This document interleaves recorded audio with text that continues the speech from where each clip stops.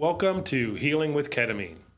I'm your host, Dr. Cassius Drake, and we welcome you back to our podcast where we discuss our work at the Drake Center and our use of various healing modalities, psychedelics, spiritual work, mindfulness, meditation, creativity, and the combination of things to support a whole and healthy and happy life.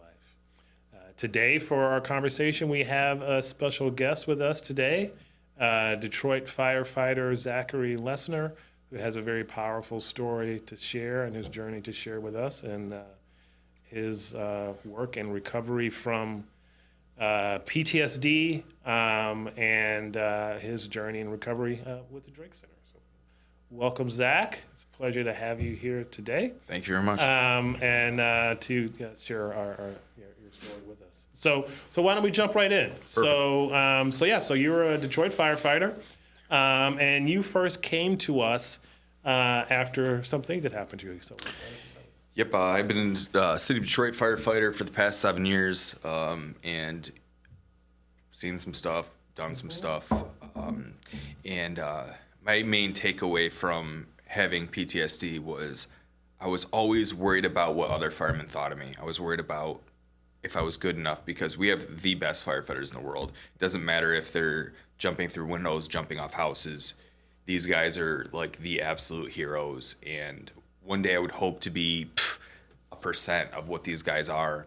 And these guys have seen so much more than I have and done so much more than I have, and have 25, 30 years on the job, that I was always afraid to get help because these guys don't get help. These guys, a lot of them do other things to get through it. And the other things just didn't work for me. Yeah. And my main problem is after the last injury, I started listening to too much smoke, too much, background noise of the guys I worked with. And it just sent me into this just spiraling down black hole. And that's like the number one thing that I can take away from this is just don't listen to other people. They're what they think is probably not true. And most people have bad intentions. A lot of people have good intentions, but when you work with a lot of alphas that are used to being around this stuff, it's a very competitive place to be. Yeah. So that be tough attitude and deal with what you have to do, yeah, which is effective in a critical situation. Absolutely. Right? You do have to. Oh, you have to be tough. You have to be tough in some situations, but you can't be tough all the time. No, and you have to figure out when it's time to talk. And talking at the firehouse to a group of guys about the call and debriefing on it is one thing, but actually talking to somebody as yourself and seeing it in a different way is the only way I got through it. And I've talked to multiple doctors, and each doctor has been great, but the way our personalities have stuck together and we just connected. Yeah. So it's been a good flow. So thank you so much for sharing that. So why don't you fill in a little bit about how you ended up working with us and when you finally made that decision that I need to do something. So the city of Detroit sent me to a therapist that is on the SWAT team and who pretty much only works with first responders. And the reason why they chose him is because knuckleheads like me don't want to listen to anybody that aren't public safety, as in you or our doctor. Because A, we know more than them, quote on air quotes, which is probably not true. But B, they haven't been in the situations that we have been in to see what we've seen. So they're always like, oh yeah, I understand where you're coming from, but they haven't. They haven't picked a dead body off the ground. They haven't picked a head off a building. They haven't, searched down the highway for a car seat because there's a baby in it and then find out that there was no baby. So you're like super like worked up, calling MSP, saying, MSP, we need a helicopter and a dog. And then the lady just had a really bad head injury and the baby's with the dad, which is thank God, but just stuff like that. Yeah. So you rattled off a bunch of things. I think for most people, just experiencing that once in their lives would be enough. Yeah. And I think my gift and my walk with God, even though I may not show it to everybody and I may swear and cuss and just be a complete sometimes I do walk with God, and the reason why I don't show it is because I feel that if you don't walk perfectly and show that walk that you're walking with God, people judge you more because they're like, oh yeah, he says he's a Christian, but he's not walking the walk. Well, that's interesting that you opened that door there. So, and as far as spiritual support in dealing with emotional trauma, seeing really terrible things that are part of your daily existence that you can't avoid because you have to deal with them. And so in yours, you were using spiritual support, and that's a big part of you. And yet, sometimes you need something else. Yeah. Right. And that something else can be, a psychedelic or a medication like ketamine or a healing paradigm. How did you find those two things gelling together? Okay, so so that the doctor I was talking about, he told me I had to find a place to do the ketamine treatment. The one place that I found before, they got closed down, and I was praying and I was texting everybody I possibly could and calling. I called U of M, called everybody, and you're the only person that answered. And behind that voice, behind the phone, there was an awesome voice. He was like, yeah, how can I help you? And, it just started from there, and, yeah. Yeah, and so here you are. Yeah. And we hear stories like that a lot. Sometimes things just fall into place, right? And you find yourself, and you know that you're in the right place. So, why don't you tell us about your experience with ketamine treatment and how that helped you change your relationship? So, before ketamine, with the PTSD and whatever else you want to call it, if I couldn't go to a mall for longer than a little bit, people around me just really made me think there was always someone going to jump out or something going to jump out at all times. Couldn't go to movies. If I was at the movies, I was watching both doors. I wasn't watching the movie. If I was at a restaurant, which I still do, I always had my, my face facing the door. But the thing is the first ketamine treatment that I took that next day, I didn't even realize it. We went to the mall and I was able to sit there and chill, which was the biggest thing in the mind opener, that just one already started the process and started the healing, which I would have never even, from somebody that never did it. I've never done any drugs ever. And then doing this, it was just like, wow, this is amazing. Yeah. Unbelievable. So you found yourself able to be just chill, less on edge, less in that fight or flight state. And the thing is, it's more where your brain's like, hey, you can take care of this situation. Doesn't matter if it's an active shooter or medical or whatever, you got this. And then that's what chills you out. Yeah. So you have a new place to relate from. Right. I have to be ready to take care of this too. Things are okay. I've got this under control, and you can be in a more peaceful place. Right. And how did that show up for you? In your experience with the treatments? The first one was like a roller coaster, but the way I describe it is it wasn't scary. It was just like just going through time and space, and seeing spaceships and solar systems and just all this amazing stuff, and and then my thing was I didn't like elevators and I didn't like super tight spaces. And my first thing that I did was it stuck me in a hole, literally like a well. And I had to go through this well and get out. And then after that, I was like, it helped, it went through this mind process where I'm like, wow, that wasn't why I was going into ketamine, but it fixed other things that I wasn't expecting it to fit. Like what? Like claustrophobia and I'm sure more are going to come out while we're talking, but that's one of the main ones that in a way that these unpredictable experience work, you faced a fear. Yes. And in a way, in a situation where you felt safe to face that fear, and then came out on the other side with a different relationship with closed spaces and things like that. And that enables you to be in the mall and be okay. Right. As a side effect of that. That's great. So anything else that you recall that? Do you want me to get into the third one?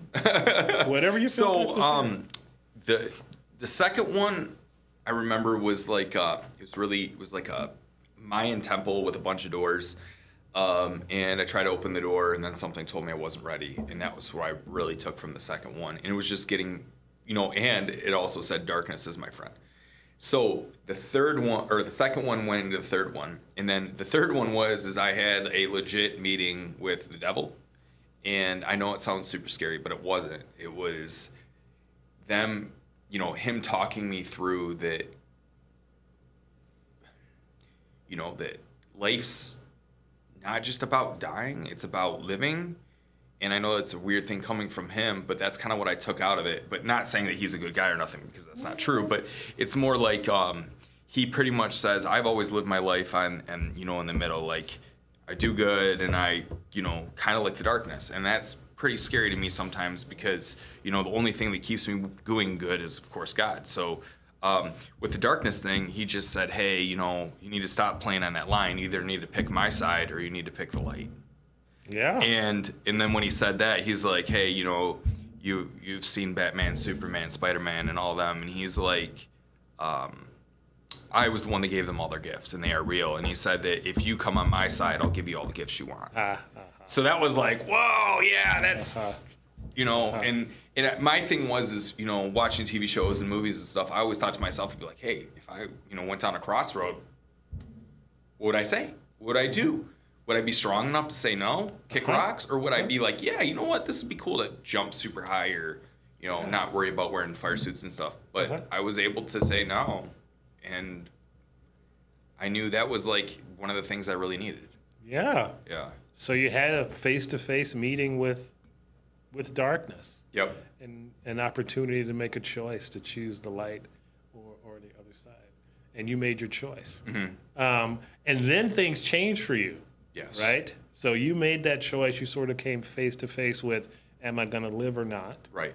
And you made that choice. And then how did the treatments change after that? So instead of it always going down, it always went up. It was always bright, light, and that's even on the outside too. Before, everything had this dark color to it. Like, it was always a cloudy day, even if it was sunny out. And from, even the first trip, you could start to see the beauty in the flowers. And, it wasn't a cup half empty anymore. It was a cup half full. And, it changed everything.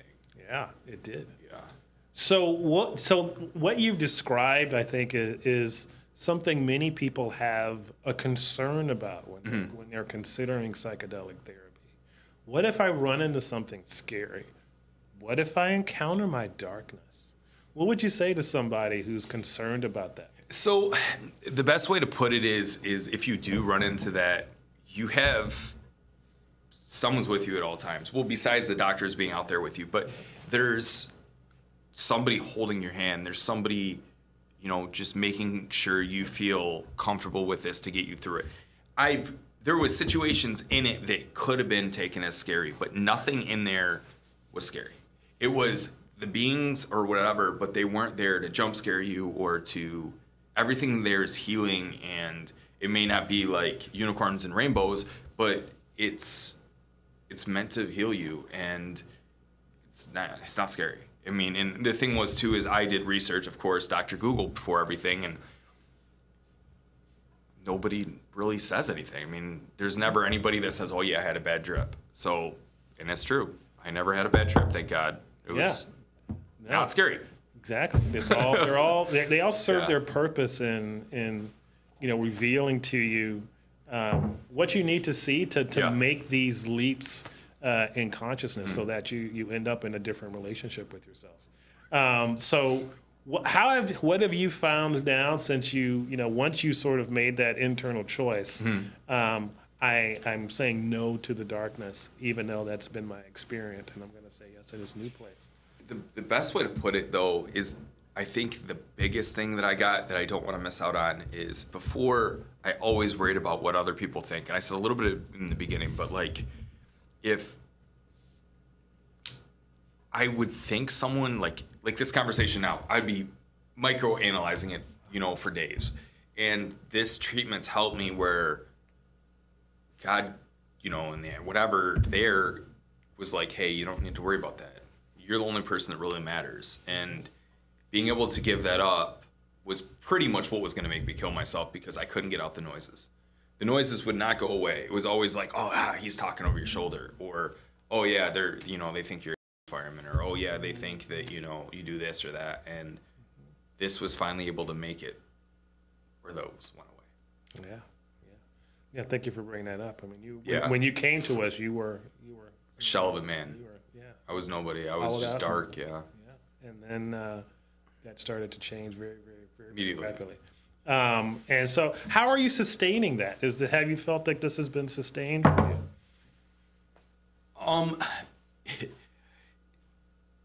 I just feel good, and I don't want to step back to it. And then if I start the doubting myself, there's a voice in my head that goes, "Yeah, drop that. You don't need that."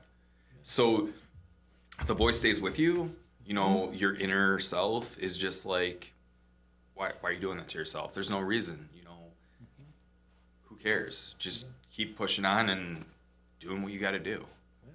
And that's what what we're all about in our process. With the Drake Center is, you have these experiences, and within each of these experiences, potentially there are these nuggets, these jewels that you can take with you, and understanding that when you have a psychedelic treatment, there is a afterglow, so to speak, that you get, and a mood lift that happens from that, which is temporary. And when that fades, what are you left with? You're left with those nuggets.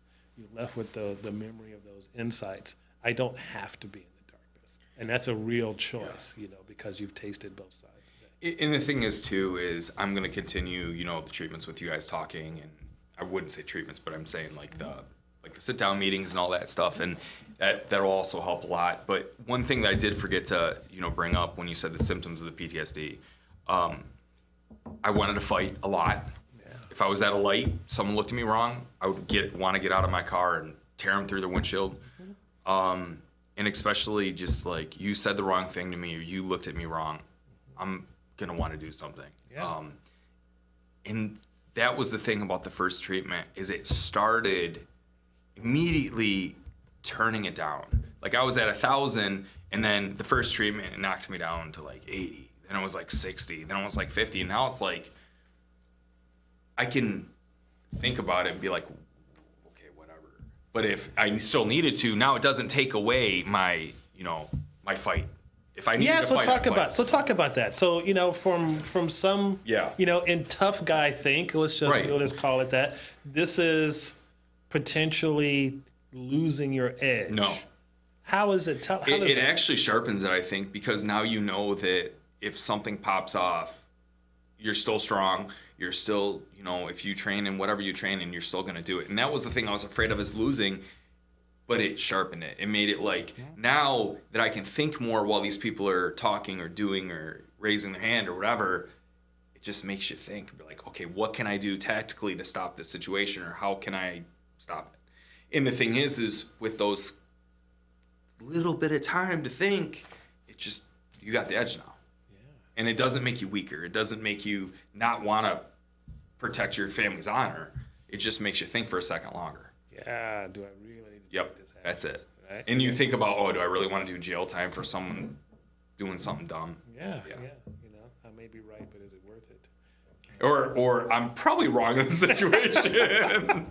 Dang it, doing it again. Being able to take that beating and respond and not react, as we say, happens when you're just existing in a more centered place. And from being a firefighter too, all the guys that I work with, most of them, you're taught that you have to be able to fight for your honor. And the thing is fighting for your honor is a big deal, but now it's like, I just don't give a shit. I don't care. You want to drag me through the dust, you want to drag me through the sand, whatever. I mean, I have a word for it, but I don't want to say it on public TV. Fair enough. But the thing is like, I just have that new, thank God it's not eating me alive anymore. That's the way to put it. Okay. And I couldn't have done it without ketamine. But on the other side note is, I don't think it would have worked if I would have done any of the other ways of doing ketamine. Not the drip, not the lozenge, not the nasal, because the thing is when I do it with you, we have the music, we have the, the blanket, the talking through it and everything, and the K-hole. And I don't think that you would get the same response without that, because you're not going to a different place.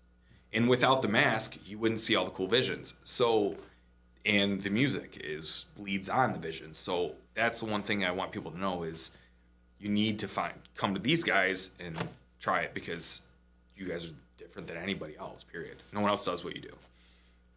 What's different, if you don't mind? What's your perception of what's different from the other places? Okay, so the one place was they just sit you in a chair and they just put in an IV and then just slowly drip. And from the guys I talked to that did it, they said that you just kind of get a little brightness. The one that I looked at online where you put the lozenge, it's more like you think you're tripping, but you're kind of not, and then you could have issues later on. But with mine, there was no question about it. I was tripping. I was immediately bonk the shot, and you're in it. And there's no way you can psychologically fake that. Like, it's not like a fake trip. You know, like where some of them could be like thinking they're tripping when they're not. This is no doubt. You are in a different world. You are in a different place. And that place is healing. Absolutely. And you mentioned, I remember you mentioning once that compared to the IV, that it seemed to last longer. What do you think about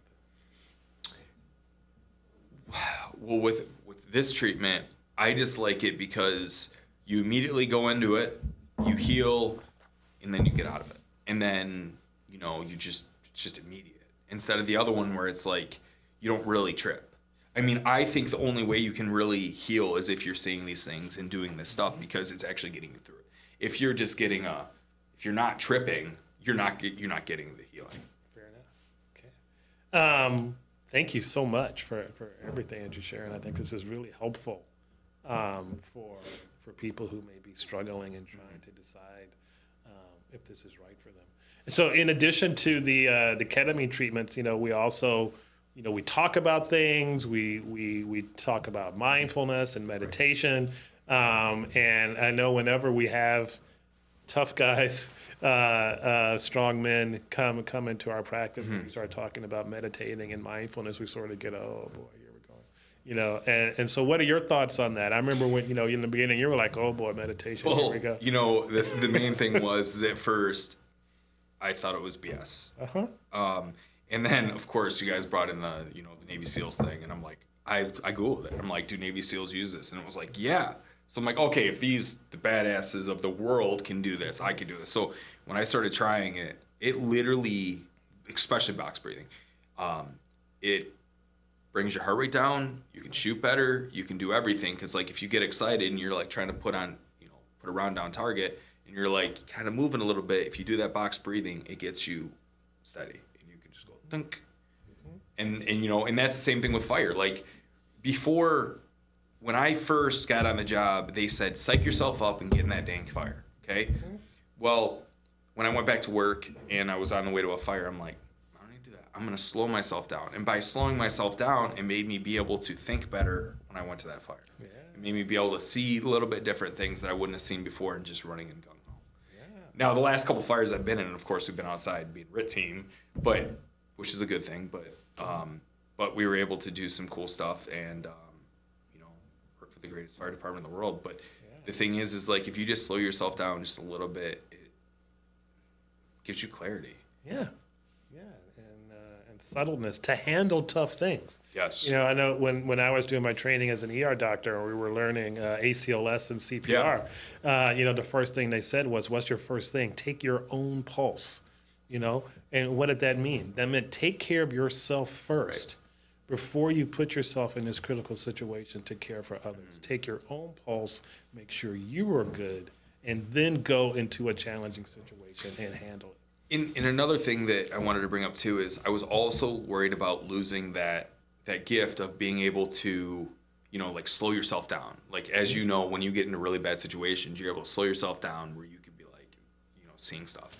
And I did not lose that gift. So you know, so that's like a main thing is you don't lose any of your gifts from God or whoever you get them from. It helps. It just works on them. Bring them with you. Bring them with you. Yeah. So instead of having to be individually strong to handle something, there is an inner strength that you can bring with you. Yes. And that's more sustainable. And you can actually handle more. Yes. I found that to be true in my life. You just breathe. When the situations get really bad, don't rip your mask off. Just breathe. Yeah. And that saved my life a few times. Is just listen to what's going on. One time I was lost in a basement. It was my fault. I shut the door behind me, and it wasn't even that good of a fire. And because we thought people in the basement, I'm down there by myself like an idiot. And I'm searching. I couldn't find myself out. I just kept doing circles and circles around the basement. Didn't bring my radio with me, which was dumb. So I'm doing this basement, and I wanted to panic because it starts getting hot down there, and I'm like, oh great, I'm gonna die in this basement for no reason when, why was I down there in the first place?